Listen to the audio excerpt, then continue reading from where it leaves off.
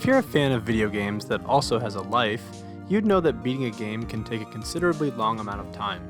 Some large titles, like a lot of RPGs, can take over 100 hours to beat, so in some cases you can be playing the same game for months or even years before it's fully beaten. This is seen by many gamers as a good thing. After all, games are starting to cost around $70 as the new standard, and you want something with that kind of price tag to give you many hours of entertainment. In theory, I agree with this line of thinking. As it is, beating a game doesn't really exist for certain genres. Multiplayer-focused shooters and fighting games are now designed with seasonal events in mind to keep players playing the game, sometimes years after release. And sandbox games like Minecraft and Roblox give players the tools where their gameplay experiences are only held back by their own creativity. But with other genres, mainly single-player experiences, there is usually a definitive end to the game. There might be an end game, new game plus, or just trying to beat it on a harder difficulty, but for all intents and purposes, you've beaten the game. And how long it takes to get to this end can be determined by so many factors. So how does a developer decide how long their game should take to win? Well, to answer that question, we need to visit the birthplace of video games, the arcade. Many arcade games rely on a life system, and when you're out of lives, the only way to continue? Well, by inserting another quarter, of course. So, developers were tasked with making people spend lots of quarters in order to beat a game, but not so many so quickly that they got frustrated and moved on. This was a delicate balance, and obviously the better the player got, the less quarters they would need to spend. But how did this translate once video games moved into the home? If my parents paid $150 to get me one of these newfangled Nintendo video gaming consoles, and it only came with Super Mario Bros., then that game better offer lots of hours of fun, right? Well, yes, because they made it difficult. But this time, there were no continues after a certain point, quarters or not. So, you were forced to restart over and over until you were good enough to clear the game in one relatively clean run. Some developers were even tasked with purposely making their games longer so that kids would have to rent them multiple times from Blockbuster or a similar store to beat them. A great example of this is Lion King on the Sega Genesis and Super Nintendo. If you've ever played this game, you probably know the level I am about to talk about immediately. The stupid monkey level based on the I just can't wait to be king scene. This level is frustrating and confusing, leading to many players getting stuck here and either giving up entirely or getting extremely frustrated through trial and error until they get it right. This level was made intentionally harder during playtesting so that more players would get stumped earlier into the experience and, like I mentioned before, would be unlikely to beat it in a weekend, especially if they were a young fan of the movie. Truth is, the game was rigged from the start. This style of brutal, unforgiving gameplay, while fun for some players looking for a challenge, also needed to evolve to support other genres. Once battery saving was built into cartridges, games could now be picked back up in later sessions. This led to the spread of adventure and RPG games now being available to a wider audience, not just PC gamers who have had some of this technology available for some time. In this era, games were less focused on tasking players with brutal execution of controls, and now chose to inject artificial game length in a new way, making things incredibly confusing and unexplained. The original Zelda is notorious for this. Oh yes, of course I should have known to burn that specific tree, obviously.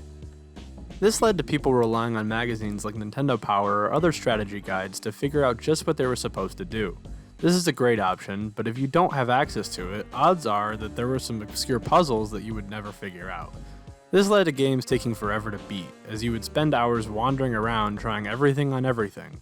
But this all changed with the rise of the internet. As games became more and more complex, developers could no longer rely on cheap methods of confusion to keep their games long. Now, if someone wants an answer, odds are that someone online already has the answer to their question. Now, games have the capacity and space to create long experiences naturally. Some games even started to feel like full-blown movies, taking you through giant set pieces and making you feel like you're part of something that could only previously be shown to you on a screen. So then what's the problem? Games will just keep getting better and longer until the end of time, where we'll have perfect games of the perfect length. I don't see why more of a good thing would be bad. Well, that's the problem, right? Let me illustrate the point I'm about to make by looking at a very famous, long-running series, Assassin's Creed. So if I were to try and just beat the first Assassin's Creed, How long would that take? Well, according to howlongtobeat.com, which in my experience is usually pretty close, it would take about 15 hours to do just the main story, maybe 20 if you do some side objectives.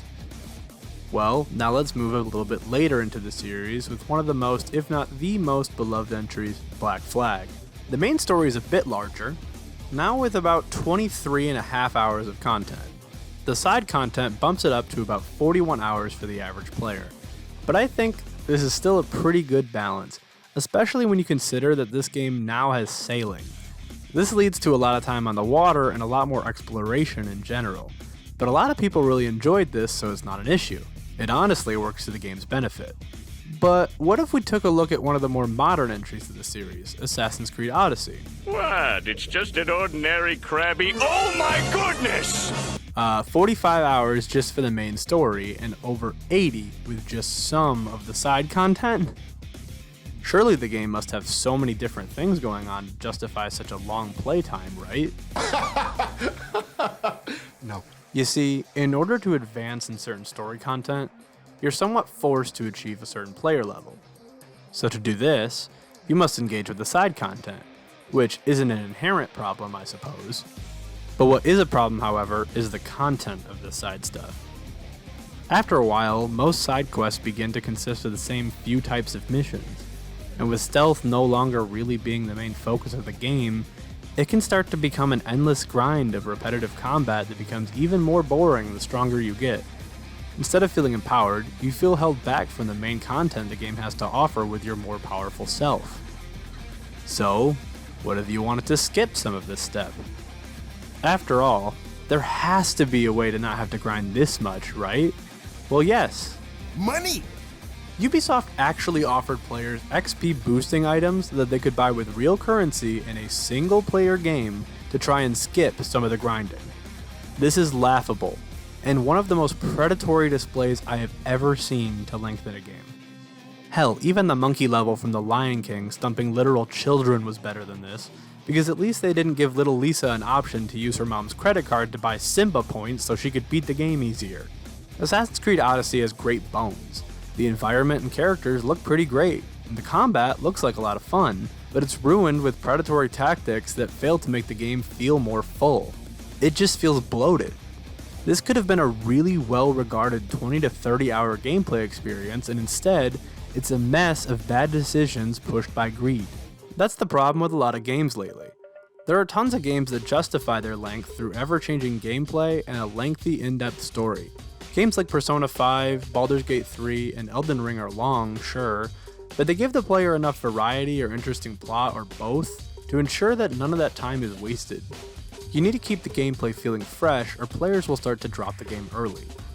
Sure, every game won't work for every player. Some of the games I just mentioned have been dropped by plenty of people who didn't want to play that long, and that is totally understandable. Sometimes you just don't vibe with a game or genre, and that's okay. With that being said, the game should still give you a fun experience as advertised, while still keeping that experience fresh throughout the long runtime.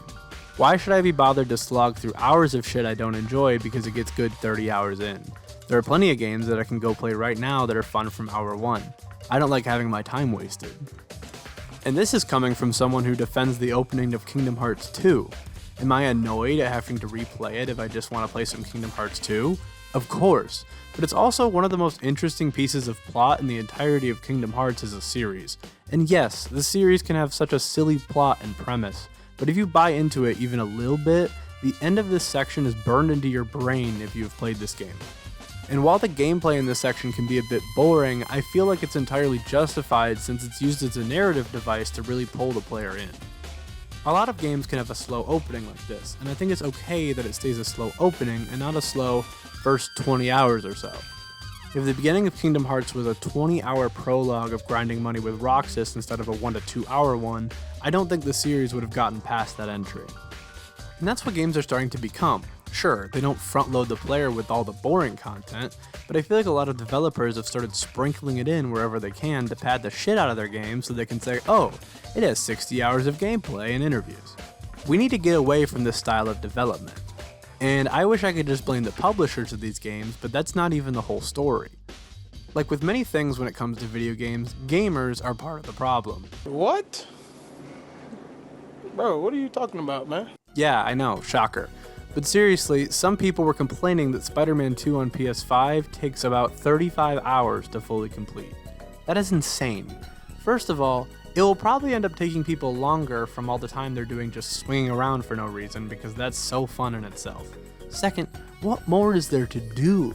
If Insomniac feels like that's all the game has to offer, then let them be done. The game is probably better off for it. It's like when a TV show goes on for just a bit too long. The last few seasons are just not quite as good, and it leaves a sour taste in your mouth about the whole show. Shows that ended when they naturally needed to are typically held in high regard for a reason. Sometimes restraint is important when making art, especially art that takes so long to fully experience like a video game. With video games taking longer and longer to beat, they also take longer and longer to make. This takes bigger and bigger teams of people to make these games, and for much longer hours. This not only leads to a bigger budget for these huge games, but it also tends to create a culture of crunch for video game creators. There have been tons of horror stories of what developers have been going through when it comes to these working conditions, and I feel like part of the problem is the expectations of what all games need to be. The way I see it, if games like Assassin's Creed Odyssey were created with the intention of being a condensed, well-polished 20 to 30 hour game, the game probably would have been more fun, less repetitive, and the developers could have spent less time on it, and more time on other games, or actually being able to have a life outside of work. I don't know the culture at Ubisoft, so I can't say whether or not their employees specifically are working in a constant state of crunch, but from what I read about other AAA developers, my hopes aren't exactly high. Video games are amazing, and with so many great games coming out, you will always have something else to play. So it's okay if your favorite game comes to an end. It makes the experience more memorable, and you're probably more likely to revisit it one day if you know you can beat it in a reasonable amount of time. I have replayed the Ratchet and Clank games many times. They include a New Game Plus feature that allows you to play the game again from the start, slightly harder, but with all of your previously unlocked stuff.